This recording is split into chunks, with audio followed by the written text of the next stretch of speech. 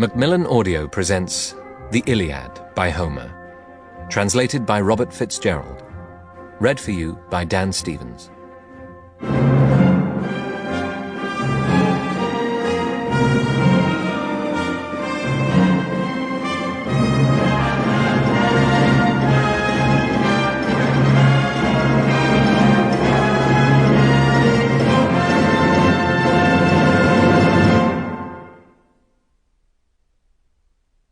Book 1. Quarrel, Oath, and Promise. Anger be now your song, immortal one.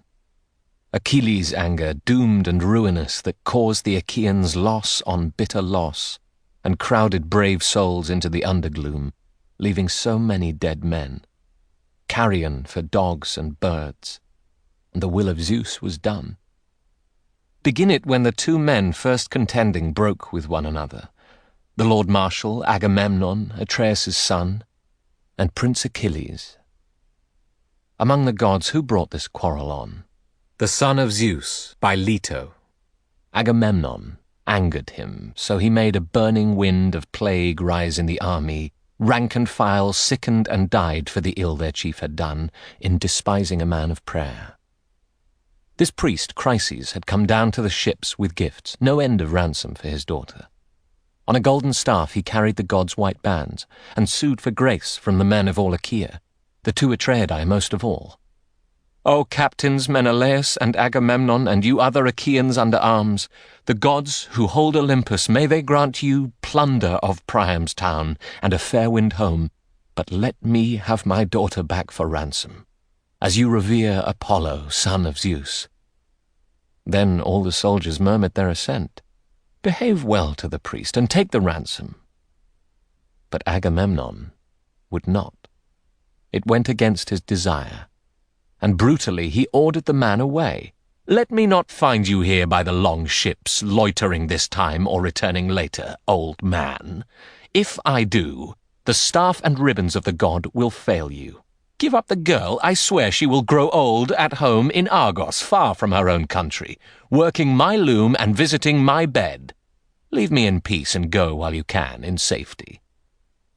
So harsh he was, the old man feared and obeyed him, in silence trailing away by the shore of the tumbling, clamorous, whispering sea, and he prayed and prayed again as he withdrew to the god whom silken-braided Leto bore.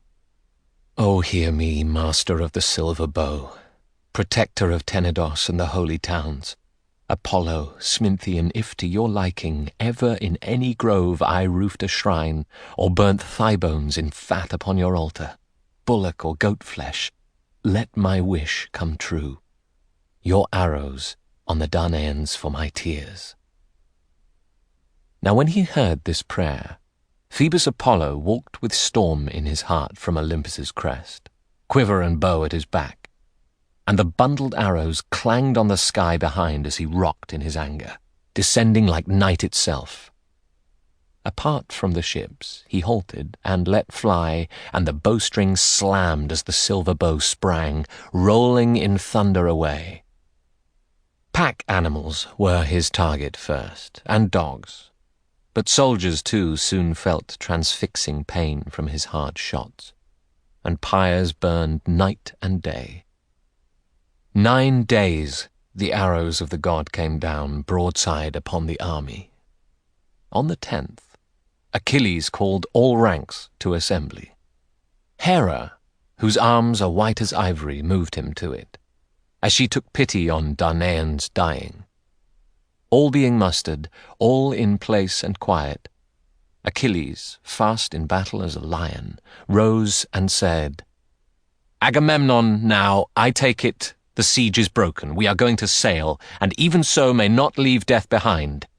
If war spares anyone, disease will take him. We might, though, ask some priest or some diviner, even some fellow good at dreams, for dreams come down from Zeus as well. Why all this anger of the god Apollo? Has he some quarrel with us for a failure in vows or hecatombs? Would mutton burned or smoking goat flesh make him lift the plague?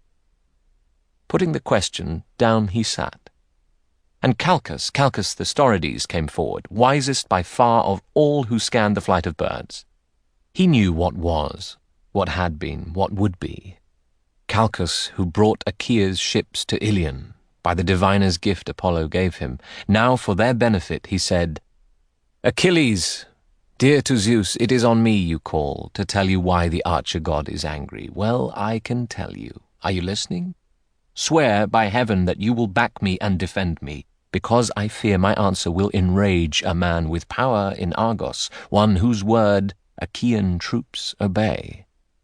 A great man in his rage is formidable for underlings.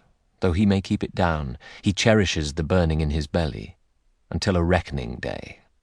Think well, if you will save me.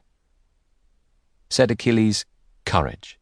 Tell what you know, what you have light to know. I swear by Apollo, the Lord God to whom you pray when you uncover truth, never, while I draw breath, while I have eyes to see, shall any man upon this beachhead dare lay hands on you, not one of all the army, not Agamemnon, if it is he you mean, though he is first in rank of all Achaeans. The diviner then took heart, and said, No failure in hecatombs or vows is held against us.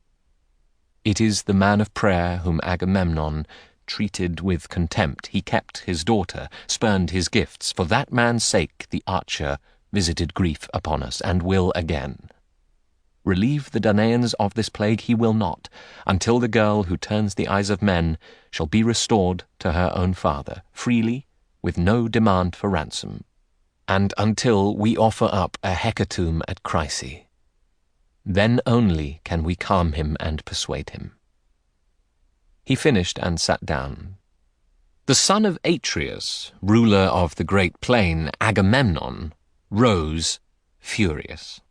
Round his heart resentment welled, and his eyes shone out like licking fire. Then, with a long and boding look at Calchas, he growled at him, You visionary of hell! Never have I had fair play in your forecasts. Calamity is all you care about or see, no happy portents, and you bring to pass nothing agreeable. Here you stand again before the army, giving it out as oracle. The archer made them suffer because of me, because I would not take the gifts and let the girl Chryseis go. I'd have her, mine, at home. Yes, if you like, I rate her higher than Clytemnestra, my own wife. She loses nothing by comparison in beauty or womanhood, in mind or skill. For all of that, I am willing now to yield her, if it is best. I want the army saved, and not destroyed. You must prepare, however, a prize of honour for me, and at once, that I may not be left without my portion. I, of all Argives, it is not fitting so. While every man of you looks on, my girl goes elsewhere. Prince Achilles answered him, Lord Marshal, most insatiate of men, how can the army make you a new gift? Where is our store of booty? Can you see it? Everything plundered from the towns has been distributed. Should troops turn all that in? Just let the girl go, in the god's name, now. We'll make it up to you twice over, 3 times over, on the day Zeus gives us leave to plunder Troy behind her rings of stone. Agamemnon answered, Not that way will I be gulled, brave as you are, Achilles. Take me in, would you? Try to get around me. What do you really ask? That you may keep your own winnings? I am to give up mine, and sit here wanting her? Oh, no. The army will award a prize to me, and make sure that it measures up, or if they do not, I will take a girl myself, your own, or Ajax's, or Odysseus's prize. Take her, yes, to keep. The man I visit may choke with rage. Well, let him. But this, I say, we can decide on later. Look to it now we launch on the great sea, a well-found ship, and get her manned with oarsmen, load her with sacrificial beasts, and put aboard Chryseis in her loveliness. My deputy, Ajax, Idomeneus, or Prince Odysseus, or you, Achilles, fearsome as you are, will make the hecatomb and quiet the archer. Achilles frowned and looked at him, then said, You thick-skinned, shameless, greedy fool! Can any Achaean care for you or obey you after this, on marches or in battle? As for myself, when I came here to fight, I had no quarrel with Troy or Trojan spearmen. They never stole my cattle or my horses, never in the black farmland of Phthia ravaged my crops. How many miles there are of shadowy mountains, foaming seas between. No, we joined for you, you insolent boor, to please you, fighting for your brother's sake and yours, to get revenge upon the Trojans. You overlook this, dog-face, or don't care. And now, in the end, you threaten to take my girl, a prize I sweated for and soldiers gave me. Never have I had plunder like your own from any Trojan stronghold battered down by the Achaeans. I have seen more action hand to hand in those assaults than you have. But when the time for sharing comes, the greater share is always yours. Worn out with battle, I carry off some trifle to my ships. Well, this time I make sail for home.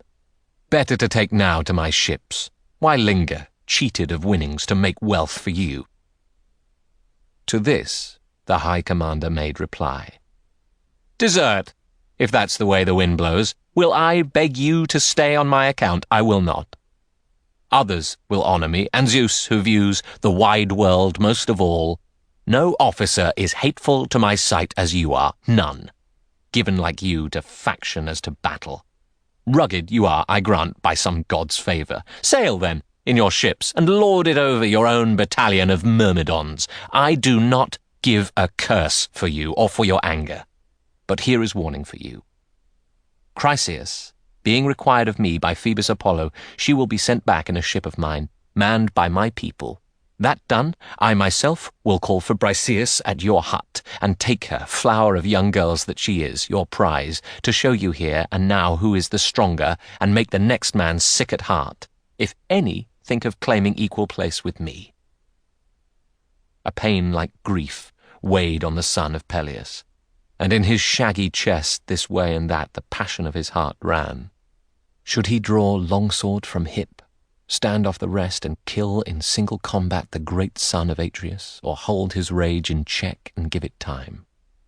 And as this tumult swayed him, as he slid the big blade slowly from the sheath, Athena came to him from the sky. The white-armed goddess, Hera, sent her, being fond of both, concerned for both men. And Athena, stepping up behind him, visible to no one except Achilles, gripped his red gold hair. Startled, he made a half-turn, and he knew her upon the instant for Athena. Terribly her grey eyes blazed at him, and speaking softly but rapidly aside to her, he said, "What now, O daughter of the god of heaven, who bears the storm cloud? Why are you here? To see the wolfishness of Agamemnon? Well, I give you my word, this time and soon he pays for his behaviour with his blood." The grey-eyed goddess Athena said to him, "It was to check this killing rage I came from heaven, if you will listen. Hera sent me, being fond of both of you, concerned for both. Enough, break off this combat. Stay your hand upon the sword hilt. Let him have a lashing with words instead. Tell him how things will be. Here is my promise, and it will be kept. Winnings 3 times as rich in due season you shall have in requital for his arrogance. But hold your hand. Obey." The great runner Achilles answered, "Nothing for it, goddess, but when you two immortals speak, a man complies though his heart burst. Just as well. Honour the gods' will, they may honour ours." On this he stayed his massive hand upon the silver pommel, and the blade of his great weapon slid back in the scabbard. The man had done her bidding. Off to Olympus, gaining the air, she went to join the rest, the powers of heaven in the home of Zeus.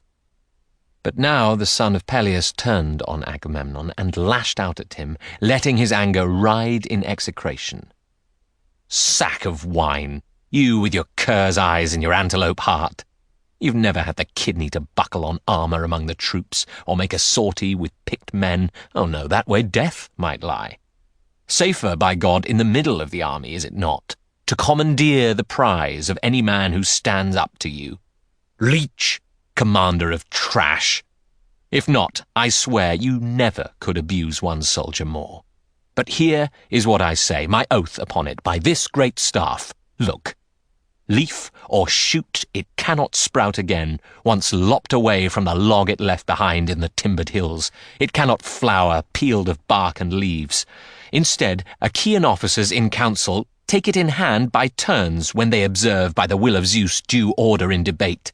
Let this be what I swear by then. I swear a day will come when every Achaean soldier will groan to have Achilles back. That day you shall no more prevail on me than this dry wood shall flourish, driven though you are, and though 1,000 men perish before the killer Hector. You will eat your heart out, raging with remorse for this dishonor done by you to the bravest of Achaeans." He hurled the staff, studded with golden nails, before him on the ground. Then down he sat, and fury filled Agamemnon, looking across at him. But for the sake of both men, Nestor arose, the Pylians' orator, eloquent and clear. Argument sweeter than honey rolled from his tongue. By now he had outlived 2 generations of mortal men, his own and the one after, in Pylos land, and still ruled in the 3rd. In kind reproof he said, "A black day, this. Bitter distress comes this way to Achaea. How happy Priam and Priam's sons would be, and all the Trojans, wild with joy, if they got wind of all these fighting words between you, foremost in council as you are, foremost in battle. Give me your attention. Both are younger men than I, and in my time men who were even greater have I known, and none of them disdained me. Men like those I have not seen again, nor shall. Peripheus, the Lord Marshal Dryas, Caeneus, Exadius, Polyphemus, Theseus, Aegeus' son, a man like the immortal gods. I speak of champions among men of earth, who fought with champions, with wild things of the mountains, great centaurs whom they broke and overpowered. Among these men, I say, I had my place when I sailed out of Pylos, my far country, because they called for me. I fought for my own hand among them. Not one man alive now upon the earth could stand against them. And I repeat, they listened to my reasoning, took my advice. Well then, you take it too. It is far better so. Lord Agamemnon, do not deprive him of the girl, renounce her. The army had allotted her to him. Achilles, for your part, do not defy your king and captain. No one vies in honor with him who holds authority from Zeus. You have more prowess, for a goddess bore you. His power over men surpasses yours, but Agamemnon, let your anger cool.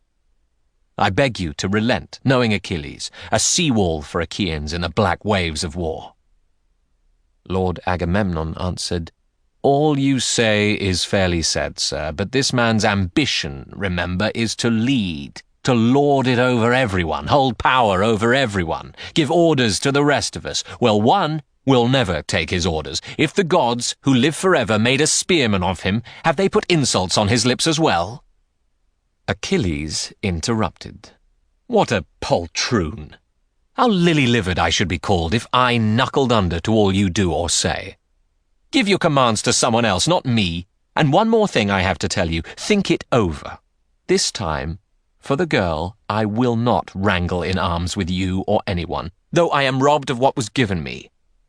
But as for any other thing I have alongside my black ship, you shall not take it, against my will. Try it. Hear this, everyone. That instant your hot blood blackens my spear." They quarrelled in this way, face to face, and then broke off the assembly by the ships. Achilles made his way to his squadron and his quarters, Patroclus by his side with his companions. Agamemnon proceeded to launch a ship, assigned her 20 oarsmen, loaded beasts for sacrifice to the god, then set aboard Chryseis in her loveliness. The versatile Odysseus took the deck, and, all oars manned, they pulled out on the drenching waves of sea. The troops, meanwhile, were ordered to police camp, and did so, throwing refuse in the water. Then, to Apollo by the barren surf, they carried out full tally hecatombs, and the savour curled in crooked smoke toward heaven. That was the day's work in the army. Agamemnon had kept his threat in mind, and now he acted. calling Eurybates and Talthybius, his aides and criers. "Go along," he said, "both of you, to the quarters of Achilles, and take his charming Briseis by the hand to bring to me. And if he balks at giving her, I shall be there myself with men-at-arms in force to take her. All the more gall for him."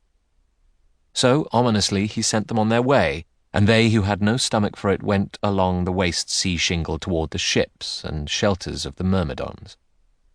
Not far from his black ship and hut they found the prince, in the open, seated, and seeing these two come was cheerless to Achilles. Shamefast, pale with fear of him, they stood without a word. But he knew what they felt, and called out, "Peace to you, criers and couriers of Zeus and men, come forward. Not one thing have I against you. Agamemnon is the man who sent you for Briseis. Here then, my lord Patroclus, bring out the girl and give her to these men. And let them both bear witness before the gods who live in bliss, as before men who die, including this harsh king, if ever hereafter a need for me arises to keep the rest from black defeat and ruin. Lost in folly, the man cannot think back or think ahead, how to come through a battle by the ships." Patroclus did the bidding of his friend, led from the hut Briseis in her beauty, and gave her to them. Back along the ships they took their way, and the girl went, loath to go. Leaving his friends in haste, Achilles wept, and sat apart by the grey wave, scanning the endless sea. Often he spread his hands in prayer to his mother. "As my life came from you, though it is brief, honour at least from Zeus, who storms in heaven, I call my due. He gives me precious little. See how the lord of the great plains, Agamemnon, humiliated me. He has my prize. By his own whim, for himself." Eyes wet with tears, he spoke, and her ladyship, his mother, heard him, in green deeps where she lolled near her old father. Gliding she rose, and broke like mist from the inshore grey sea face, to sit down softly before him, her son in tears, and fondling him, she said, "Child, why do you weep? What grief is this? Out with it, tell me, both of us should know." Achilles, fast in battle as a lion, groaned and said, "Why tell you what you know? We sailed out, raiding, and we took by storm that ancient town of Eetion called Thebe, plundered the place, brought slaves and spoils away. At the division, later, they chose a young girl, Chryseis, for the king. Then Chryses, priest of the archer god Apollo, came to the beachhead we Achaeans hold, bringing no end of ransoms for his daughter. He had the gods' white bands on a golden staff, and sued for grace from the army of Achaea, mostly the two Atreidae, corps commanders. All of our soldiers murmured in assent, "Behave well to the priest and take the ransom." But Agamemnon would not. It went against his desire, and brutally he ordered the man away.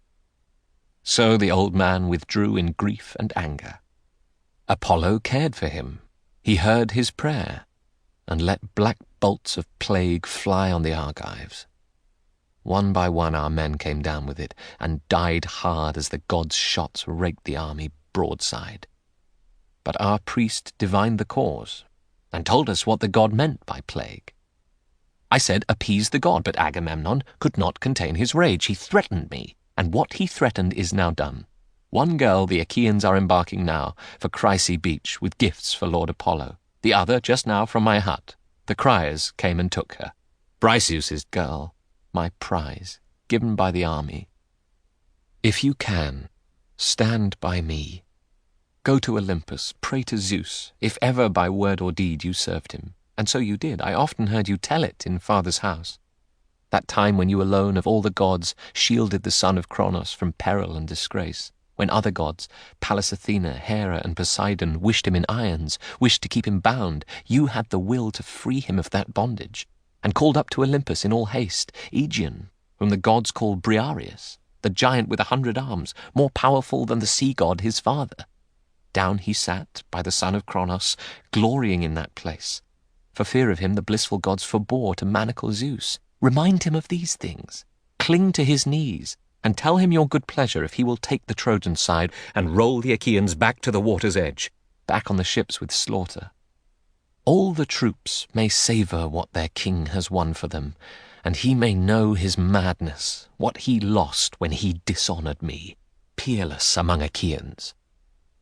Her eyes filled, and a tear fell as she answered, "Alas, my child, why did I rear you, doomed the day I bore you? Ah, could you only be serene upon this beachhead through the siege, your life runs out so soon. Oh, early death, oh, broken heart!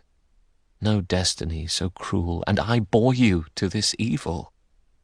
But what you wish I will propose to Zeus, lord of the lightning, going up myself into the snow glare of Olympus, with hope for his consent. Be quiet now, beside the long ships. Keep your anger bright against the army, quit the war.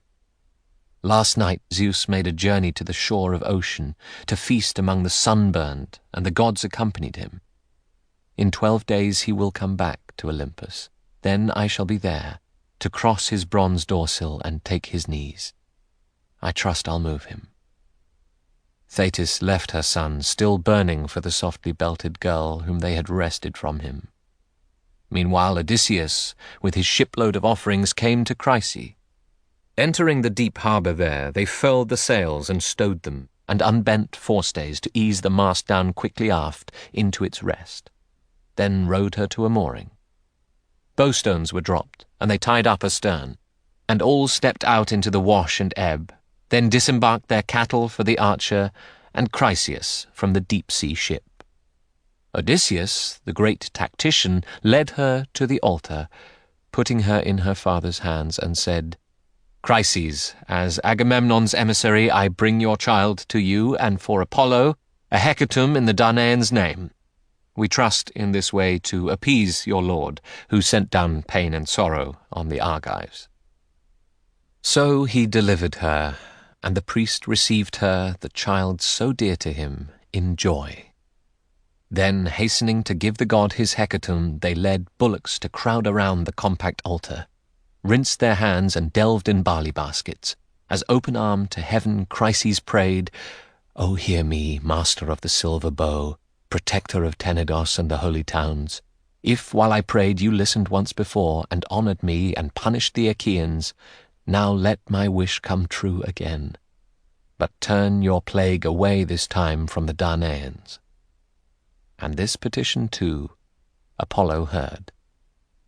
When prayers were said and grains of barley strewn, they held the bullocks for the knife and flayed them, cutting out joints and wrapping these in fat, 2 layers folded with raw strips of flesh, for the old man to burn on cloven faggots, wetting it all with wine.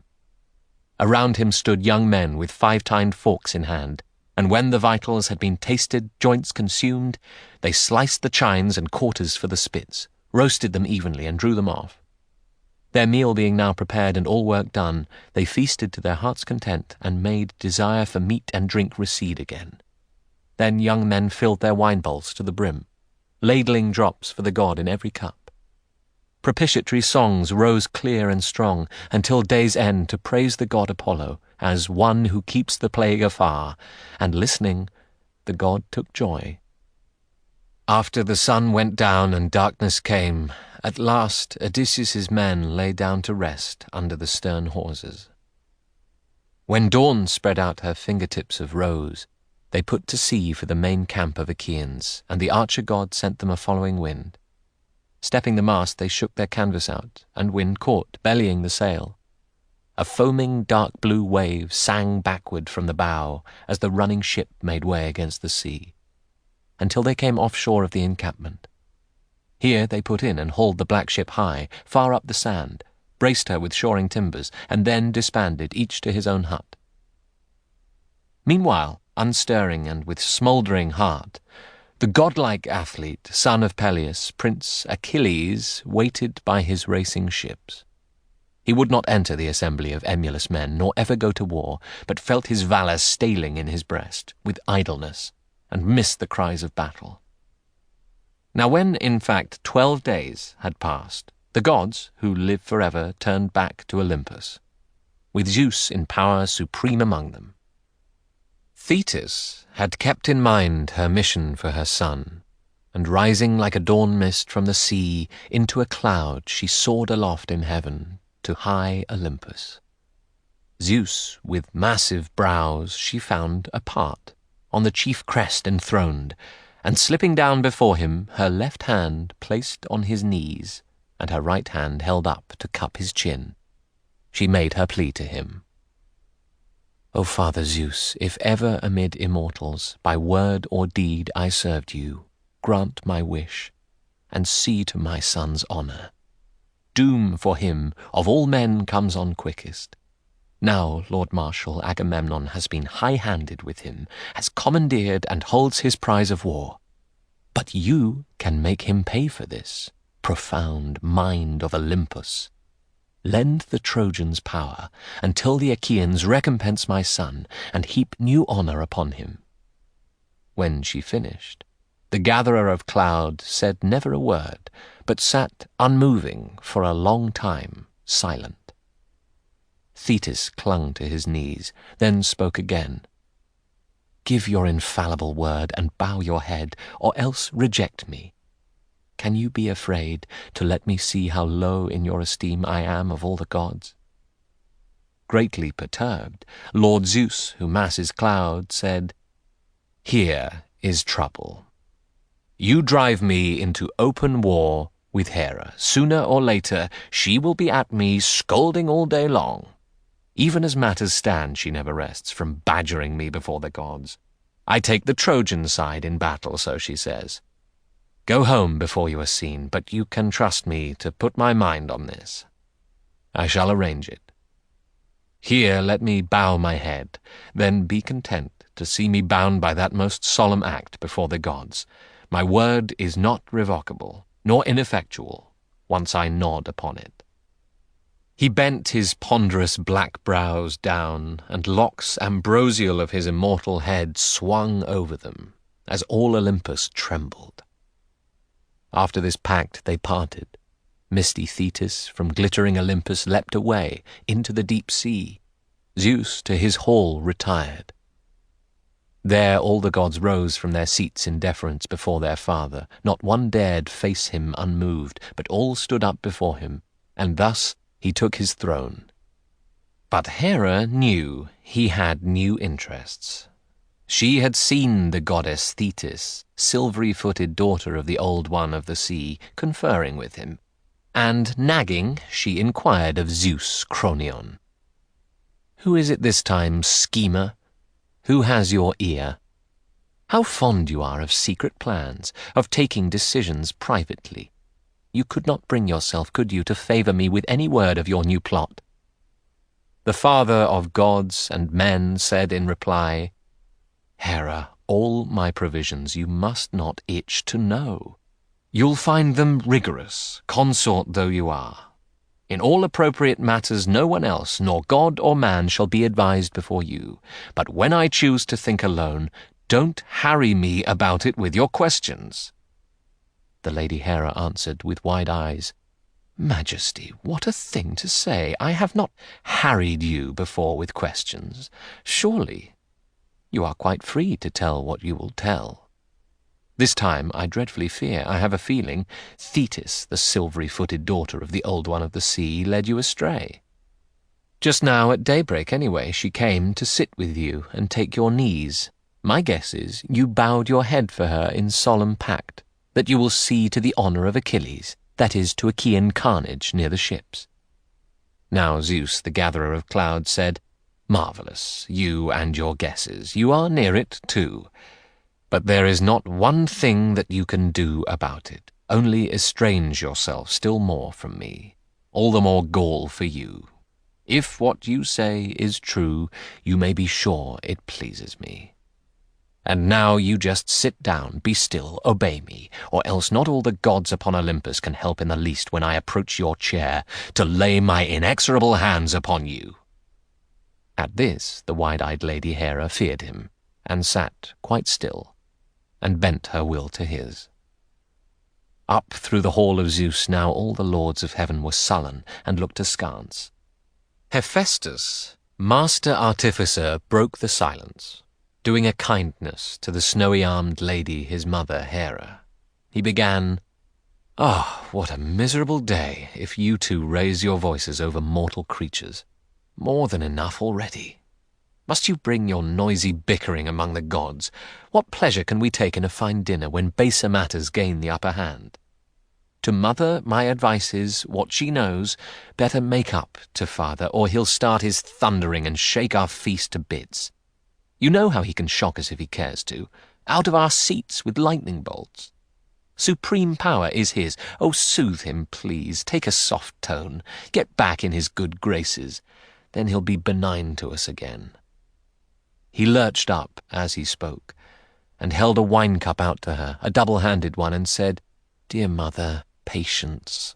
Hold your tongue, no matter how upset you are. I would not see you battered, dearest. It would hurt me. And yet I could not help you, not a bit. The Olympian is difficult to oppose. One other time I took your part, he caught me around one foot and flung me into the sky from our tremendous terrace. I soared all day. Just as the sun dropped down, I dropped down too, on Lemnos, nearly dead. The island people nursed a fallen god." He made her smile, and the goddess, white-armed Hera, smiling, took the wine-cup from his hand. Then, dipping from the wine-bowl, round he went, from left to right, serving the other gods nectar of sweet delight. And quenchless laughter broke out among the blissful gods, to see Hephaestus wheezing down the hall. So all day long, until the sun went down, they spent in feasting, and the measured feast matched well their heart's desire. So did the flawless harp held by Apollo, and heavenly songs in choiring antiphon that all the muses sang.